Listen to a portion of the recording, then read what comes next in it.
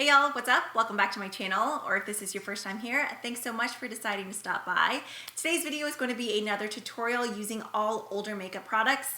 Before you sit there with your Judge Judy eyes, don't even act like your new makeup hasn't replaced and slowly push some of your older favorites back behind our drawers. We're all guilty of it. So for the last 2 weeks, I've been doing a really good job of just pulling out older classic favorites, products that have just been collecting a little bit of dust here and there. So instead of just getting ready like usual, I thought I would sit down and do kind of a dramatic fall tutorial with y'all. I'm quickly falling back in love with these burgundies. I fell into a deep dark hole of using nothing but like 4 screens for a while there after filming my last look, but I thought this color story was perfect for fall. So instead of going on and on as I usually do, let's go ahead and get right into the tutorial. As I mentioned in the intro, I went back through my singles eyeshadow collection and pulled out a few shades that were really sticking out. Just disregard the back magnetic panel. It's definitely very dirty. There are some other shadows in here that I went through and decluttered. So there is a mixture of both ColourPop and Makeup Geek shadows. I'll be sure to include the names for y'all. Now I know the 2 bottom ones are no longer carried, but I'm sure if you do have other eyeshadow palettes in your collection, or even just like a generic face powder that's similar to your skin tone or a little bit lighter, you could always go in and use those for your brow bone highlight shades. If you have the Huda Beauty Rose Gold Remastered palette, or I guess even just the original Huda Beauty Rose Gold palette, you could definitely create a very similar look as you could with many other palettes, as long as you have some sort of like rich burgundy shade and then a nice warm toasty transition color. So let's go ahead and get right into the eyes. I'm going to start off with a brow bone shade, the one that I am using, just in case if you do have it in your collection already. This is just ColourPop Full Zip. Personally, I always like to go in with something a little bit lighter just to place all over the brow bone. So I'm going to be taking ColourPop Paper Tiger and just running this all through the crease. I am going to be pulling a majority of the matte shades higher up, even more so than what I usually do. If you've watched any of my other Get Ready With Me's or tutorials, I always pull my shade up higher anyways, just because with this hood here, colors just disappear. So typically I stop right about here, but like I said, I am going to be pulling them up a little bit higher today just because I am wanting something a little bit more dramatic and blown out. The next shade is from Makeup Geek. This one is called Tuscan Sun. It's just kind of like a pale type of salmon shade. So taking a smaller crease brush, I'm going to concentrate this one a little bit lower down. So for right now, Paper Tiger is really the only color that's fully blown out. But just like with any other crease color that I use, I'm still going above that little fold. That way you can see the color. Now I want to start working on some of the deeper shades. So for those 2 colors, I pulled out one of my all-time favorites. I say all-time favorites, but I haven't used it in such a long time, which is sad, because I think this is like one of the single shadows that I ever actually had to repurchase, because typically a single lasts forever, at least for me, with a variety of palettes sitting around. This is Makeup Geek Bitten. When I think of burgundy eyeshadows, this was probably the first one that I fell this hard in love with. I think I'm going to go between Bitten and Cherry Cola. To be honest, I don't really remember much about Cherry Cola, but let's go ahead and go side by side. So this is Bitten, which it's a matte, but it has a little bit of a sheen. Ignore what is on my pinky. I don't even remember what that color was. And then here is Cherry Cola. So I think we're going to be doing a mixture of both. I know I want this color to be super saturated. While it is a very pigmented eyeshadow, I want it to be ultra rich. So for that, I'm going to be taking one of the Marc Jacobs eyeliners. This one is in the shade Fine Wine. I was hoping I had a drugstore burgundy shade in my collection, either Rimmel or Maybelline, but I have a feeling that I already decluttered it just because I knew I had several in my collection already, so there was really no point in having multiple eyeliners in the same color just sitting around. So if I can find other more affordable options, I will be sure to link those down below as well. I'm gonna be looking sickly here for a little bit with these like dark rimmed red eyes, but it's all gonna come together. So for this, I'm not gonna pull this too high up just because I know the main areas that I want it to be really dark and saturated are just right here on my true lid. And then just taking that smudger brush, this one is from Marc Jacobs, but honestly any dense lid brush would work fine. I'm going to lay some of Cherry Cola right on top of this liner. Now just taking a looser kind of fluffy blending brush. This is a really small blending brush from SL Miss Glam. It's the W24.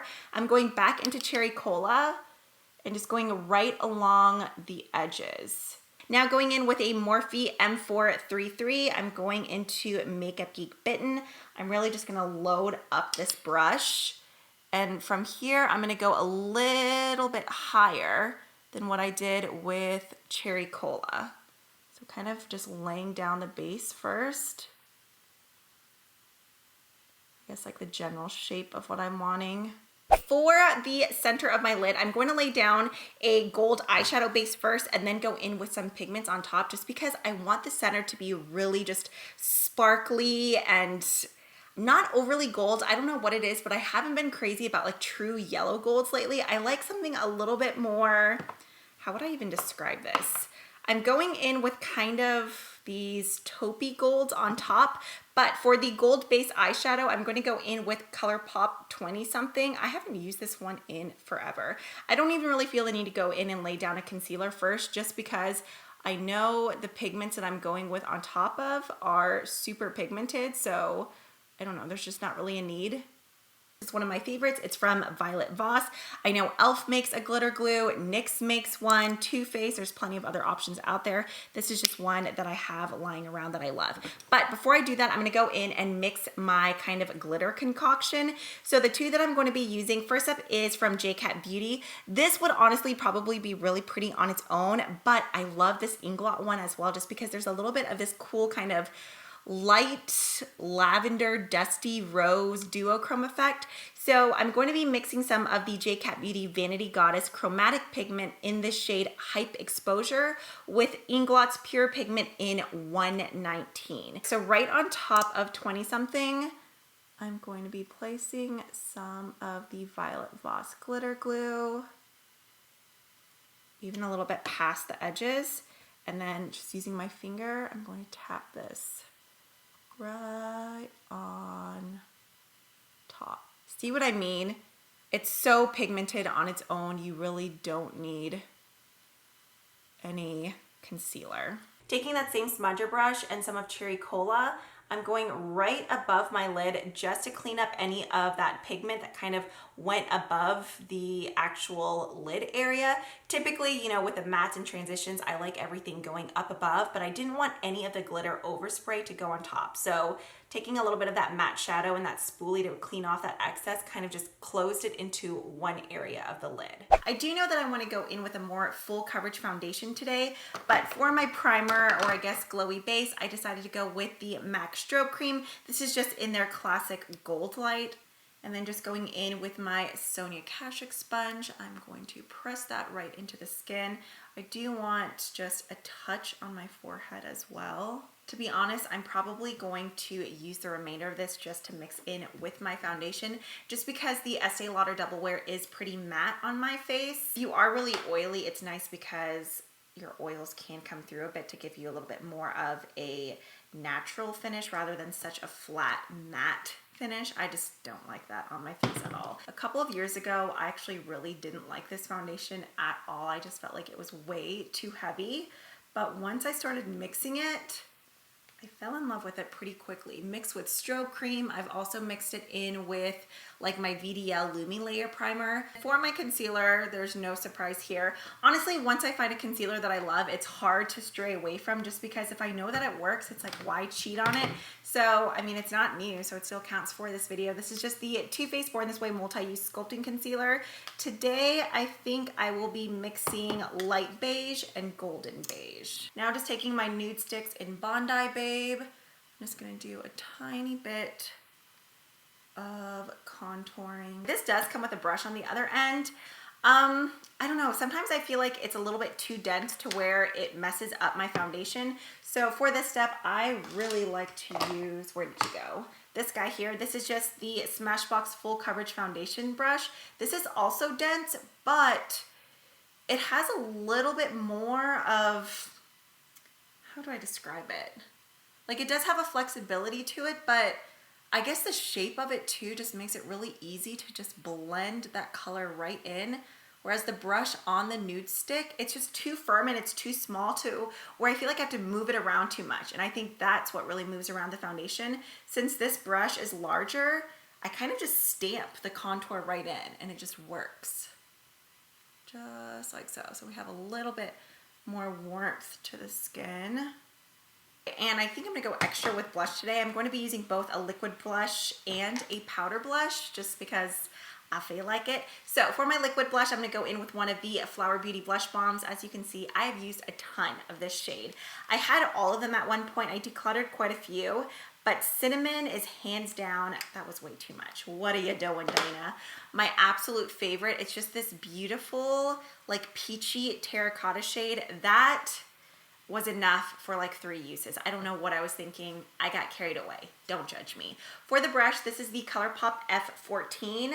It's just a really nice stipple brush.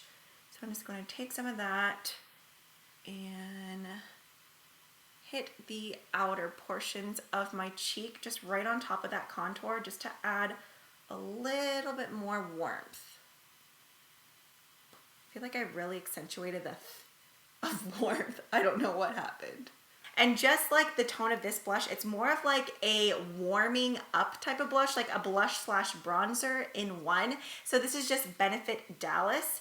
I just want to take a little bit of this. It looks very boring and blah in the pan, almost like a dusty type of flat rosy lavender. And I think that's why I didn't use it for a long time.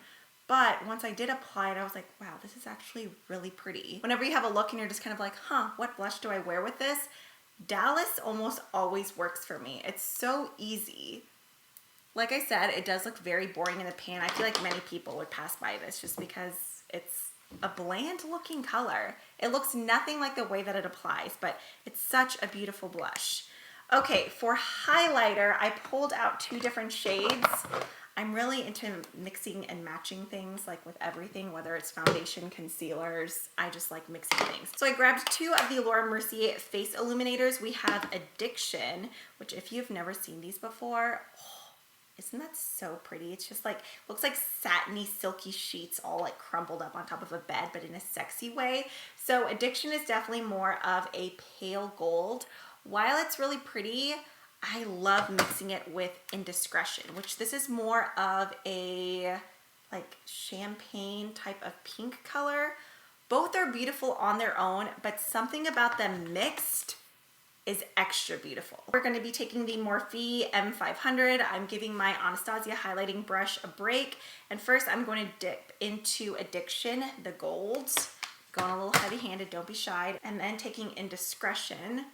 And we are just going to lightly graze right on top of the cheeks. And it just gives this beautiful glow.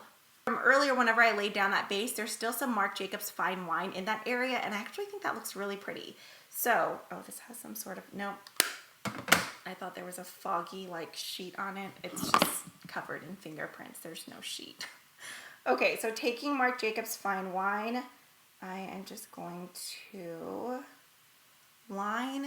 I'm trying to decide if I want to do kind of exactly what I did on the top, where I just have the burgundy more on the outer corners, and then we'll do something more bright on the inner portion. I think we're gonna start off with Bitten and then maybe blur out the edges with Tuscan Sun after I drop half of the brushes all over the floor, because what kind of video would this be if I didn't drop at least 500 things?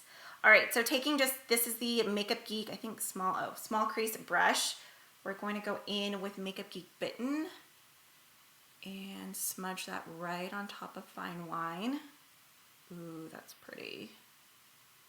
And then on the very center of the lid, just like we did for the base on the top, I'm gonna go in with ColourPop's 20 something and just place that right in between. Yeah. Just like with the eyes, I do want to lay down a really nice deep dark base. So for that, I'm going to be using MAC Night Moth. There's MAC Night Moth. Now going in with ColourPop Mamacita. Here is the final look. It's definitely bold, vampy, and dramatic. There goes my phone, dropping a million things as usual. While I really do like it, for the sake of a tutorial, obviously I want you guys to be able to recreate it. I don't know how many people would be comfortable wearing such a bold lip. So I do want to give you another lip option as well. So as you can see, I still decided to settle on a dark lip, but something with more of a true burgundy undertone rather than like that blackened plum. I think I just got really excited about using MAC Night Moth. If I were to just go in with ColourPop Mamacita on its own, it probably would have been perfect, but sometimes I get a little bit carried away. So if you are curious for my lip color, I decided to go with MAC Velvet, or no, Antique Velvet. I always get it backwards. It's another matte lip color, but it just has the right amount of burgundy to kind of melt everything together. I personally really love this look. I hope you guys do too. If you do decide to recreate it or just do your own interpretation, I would love to see the final outcome, whether it's on Twitter or Instagram. You can always tag me or just send me a DM. I always love hanging out with y'all, whether it's in the comments here or over on DMs on Instagram. Sometimes I fall a little bit behind, but I do try my best to get caught up and reply to all of y'all. But that is it for this one. Thank you so much for spending part of your day with me. If you haven't already, I would really appreciate if you subscribe, gave this video a thumbs up. If you got some more time on your hands, you can always go through and check out one of these videos here. But that is all that I have for you today. I hope you guys have a good one, and I will see you next time. Bye.